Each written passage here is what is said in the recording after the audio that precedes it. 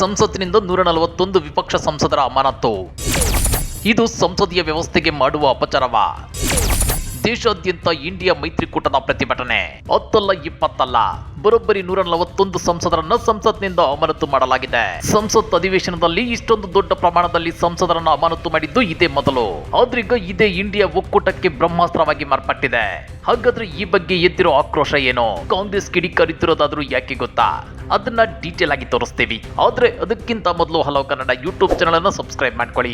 ಹಾಗೇನೆ ಪಕ್ಕದಲ್ಲಿರೋ bell button ಅನ್ನು ಪ್ರೆಸ್ ಮಾಡಿ. ಸಂಸತ್ ಭವನದಲ್ಲಿ ಡಿಸೆಂಬರ್ 13ರಂದು ಉಂಟಾದ ಭದ್ರತಾ ಲೋಪದ ಬಗ್ಗೆ ಉಭಯ ಸದನಗಳ ಒಳಗೆ ಪ್ರಧಾನಿ ಮೋದಿ ಹಾಗೂ ಕೇಂದ್ರ ಗೃಹ ಸಚಿವ ಅಮಿತ್ ಶಾ ಹೇಳಿಕೆ ನೀಡಬೇಕು ಅಂತೇಳಿ ಪ್ರತಿಪಕ್ಷಗಳ ನಾಯಕರು ಒತ್ತಾಯಿಸಿ ಪ್ರತಿಭಟನೆ ಕೈಗೊಂಡಿದ್ರು.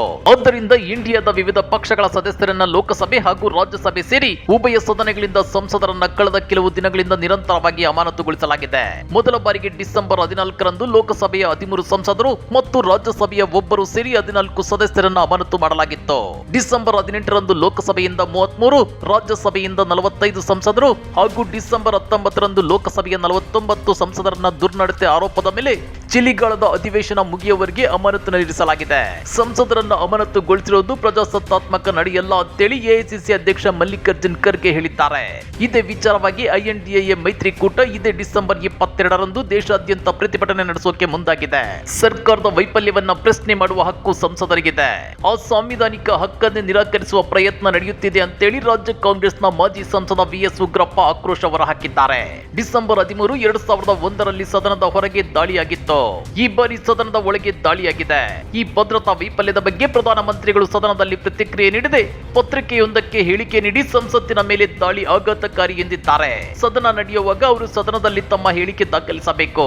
ಅದರ ಹೊರತಾಗಿ ಹೊರಗೆ ಹೇಳಿಕೆ ನೀಡೋದು ಸಂಸದೀಯ ವ್ಯವಸ್ಥೆಗೆ ಮಾಡುವ ಅಪಚಾರವಾಗುತ್ತೆ ಅಂತೇಳಿ ವಿಎಸ್ ಉಗ್ರಪ್ಪ ಕಿಡಿಕಾರಿದ್ದಾರೆ.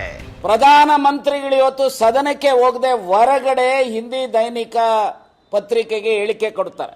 ಪಾರ್ಲಿಮೆಂಟ್ ಮೇಲೆ ದಾಳಿ ಆಗಿರುವಂತದ್ದು ಅತ್ಯಂತ ಆಘಾತಕಾರಿ ವಿಚಾರ ಅಂತ ಹೇಳಿ ಹೇಳ್ತಾರೆ. ಕೌಲನ್ ಶೆಗ್ದರ್ ಅವರ ಅಭಿಪ್ರಾಯದ ರೀತಿಯ squarely it amounts to privilege.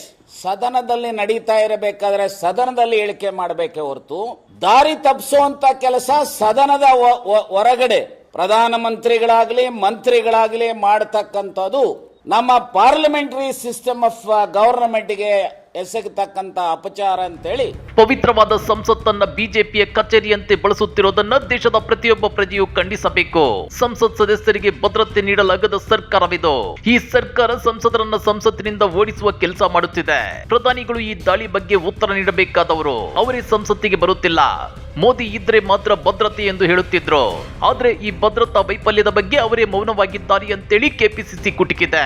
ಹಾಗಾದ್ರೆ ದೇಶದ ಇತಿಹಾಸದಲ್ಲಿ ಇದೇ ಮೊದಲ ಸಲ ಸಂಸತ್ನಿಂದ 141 ವಿಪಕ್ಷ ಸಂಸದರನ್ನ ಅಮಾನತು ಮಾಡಲಾಗಿದೆ. ಇದು ಸಂಸದೀಯ ವ್ಯವಸ್ಥೆಗೆ ಮಾಡುವ ಅಪಚಾರವ? ಕೇಂದ್ರ ಬಿಜೆಪಿ ಸರ್ಕಾರ ಸರ್ವಾಧಿಕಾರಿ ರೀತಿ ವರ್ತಿಸುತ್ತಿದೆಯಾ? ಕಮೆಂಟ್ ಮಾಡಿ, ವಿಡಿಯೋ ಲೈಕ್ ಮಾಡಿ, ಶೇರ್ ಮಾಡಿ. ಇಂಥ ಮತ್ತಷ್ಟು ರೋಚಕ ರಾಜಕೀಯ ಸುದ್ದಿಗಳನ್ನ ಮಿಸ್ ಮಾಡದೆ ನೋಡಬೇಕು ಅಂದ್ರೆ ಹಲೋ ಕನ್ನಡ ಯೂಟ್ಯೂಬ್ ಚಾನಲ್ ಅನ್ನ ಸಬ್ಸ್ಕ್ರೈಬ್ ಮಾಡ್ಕೊಳ್ಳಿ.